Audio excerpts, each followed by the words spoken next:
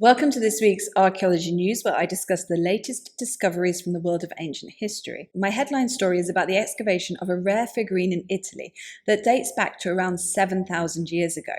I also discuss the discovery of Neolithic artifacts in Cambridgeshire and the discovery of burnt mounds in Suffolk.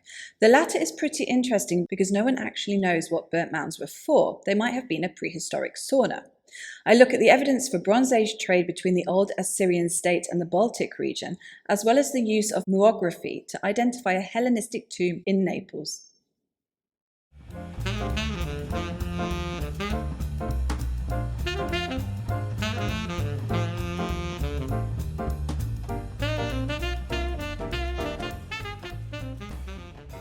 Rare Neolithic statuette found in Italian cave. Since 2021, a team from the Sapienza University of Rome has been carrying out excavations in the Battifrata cave near Poggio Nativo in Sabina. During their most recent dig, archaeologists discovered a clay female figurine that dates back to around 5000 BCE. This type of statuette is extremely rare on the Italian peninsula, and even more so on the Tyrrhenian coast. The cave sits on the edge of a valley which branches off from the Farfa River and was likely the location of a seasonal spring in ancient times. A multidisciplinary team are studying the figurine to understand more about how it was created and what it may have meant to the Neolithic inhabitants of the area. The face of the figurine has been carved in a schematic way, but the hairstyle and decorations have a lot more detail. Alongside the figurine, human skeletal remains were discovered, as well as lithics and faunal and botanical remains. Researchers think the spring in the cave was not simply used as a water supply, but also played a role in funerary and other rituals. The excavations are part of a wider project to research the prehistoric communities of the Farfa Valley and are financed by the Grandi Scavi Sapienza Fund. A wide variety of experts from different disciplines is involved in the project, including geologists, paleobotanists, physicists, and archaeozoologists. Neolithic pits discovered in a quarry in Cambridgeshire.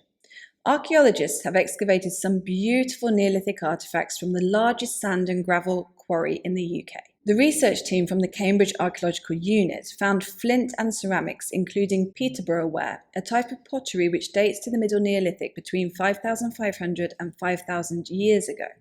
Peterborough ware is identified from its impressed depressions made using bone or wood tools, as well as its circular impressed patterns made using whipped cord. Dating to a few hundred years later, the archaeologists also found a grooved ware pot, which, although fragmented now, was probably buried whole originally. Since grooved ware ceramics have been found at ceremonial sites such as henges all over the British Isles, as well as in burials, it's possible this vessel was a ritual deposit. The excavation is ongoing. Over time, the 975-hectare quarry site will be transformed into a nature reserve. The existence of Bronze Age burnt mounds revealed in Suffolk.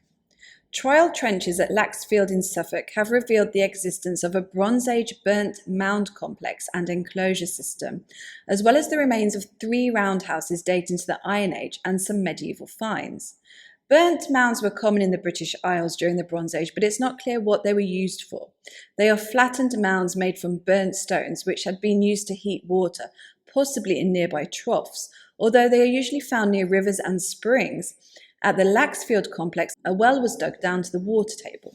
The team from Cotswold Archaeology carried out radiocarbon dating on organic plant material found in the well and discovered that the burnt mound complex was in use until the Middle Bronze Age. It's the oldest discovery at Laxfield. Some researchers think the burnt mounds were used as saunas or baths, others for dyeing or cooking. After the mounds fell out of use, the enclosure system was developed for the management of livestock. During the Iron Age, 3 roundhouses were built on top of the site. Pottery and domestic waste was also found dating to this time period. Baltic amber discovered in the Old Assyrian capital of Aššur. Evidence for long-distance trade in the Bronze Age has been found in the form of 2 amber beads discovered in the Great Ziggurat of Aššur in Iraq. Originating from the Baltic region, these beads are some of the earliest amber artifacts to be found in Southwest Asia. The material was identified using Fourier transform infrared spectroscopy, and the results of the study published in the journal Acta Archaeologica. The beads were discovered in a foundation deposit which dates to between 1800 and 1750 BCE, a time when this settlement became an important city within the Old Assyrian State. Although the beads were discovered amongst thousands of other artifacts in the early 20th century, they were only re-examined in recent years, enabling researchers to draw some incredible conclusions about Aššur's links with the wider world at that time. They've been able to prove that long-distance trade was a feature of the Bronze Age earlier than 1550 BCE, even though it was not that common. Before 1550 BCE, the Central German Unetice culture, who created the Nebra sky disk, controlled the routes along which such amber could be transported to reach the Mesopotamian region. It's likely that the two amber beads were gifts between elite people. After 1550 BCE, such artifacts became much more widespread and have been found in much larger quantities. Hidden Hellenistic chamber found in Naples using muography.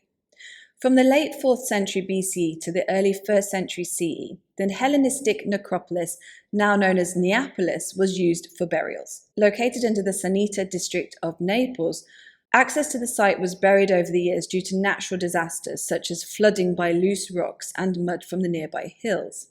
Carved into volcanic tuff, the size of the necropolis isn't known, but various tombs have come to light over the years. Excavations of these sites revealed beautiful frescoes and detailed carvings. Now, a study published in the journal Scientific Reports has revealed yet another chamber discovered using muography technology. The project was carried out by a team from the University of Naples Federico II, the National Institute of Nuclear Physics in Naples, and the University of Nagoya in Japan. Since muon imaging is non-invasive, the technology is particularly suitable for this sort of investigation in a dense urban area. The rectangular burial chamber measures 2 by 3.5 meters and has a similar structure to the Ipogee dei Togati and the Ipogee dei Melegrani. That's it. So that cave in Italy was quite clearly used for ritual purposes associated with a spring. That is something that comes up time and again in the ancient world, as well as in the historic period and even in modern society. Springs have often been associated with healing and with ritual.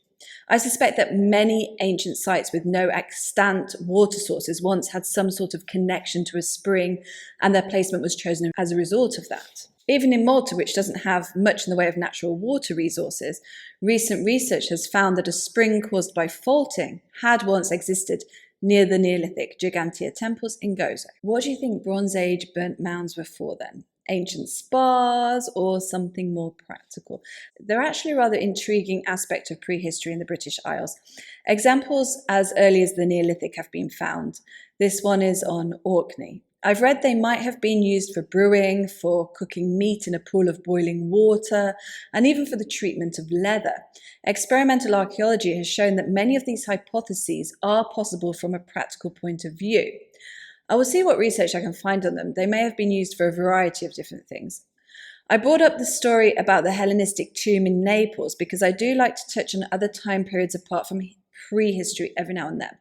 Muon imaging has been extremely useful for identifying hidden chambers and tunnels at many different archaeological sites, such as in the Pyramid of Khafra at Giza. Of course, it can't tell us a great deal more than that some sort of anthropogenic structure exists, but that, taken along with other forms of research, can at least shed more light on certain sites. Non-invasive technologies are incredibly important, especially in built-up or highly sensitive areas. They also save time because they can help archaeologists pinpoint more accurately areas to select for further investigation. I hope you enjoyed this video. Thank you to my patrons and channel members. I think there's around 15 of you now. I really appreciate that. Please add a comment on this video, not just for the algorithm gods, but also for me. When commenters suggest certain papers or books that may be of interest, I do pay attention. I also love the banter, the humor. Fox, Floyd, Barry, anyone not involved in these threads, you're missing out on some hilarious conversations. Please hit the like button if you haven't already, and I'll see you next time.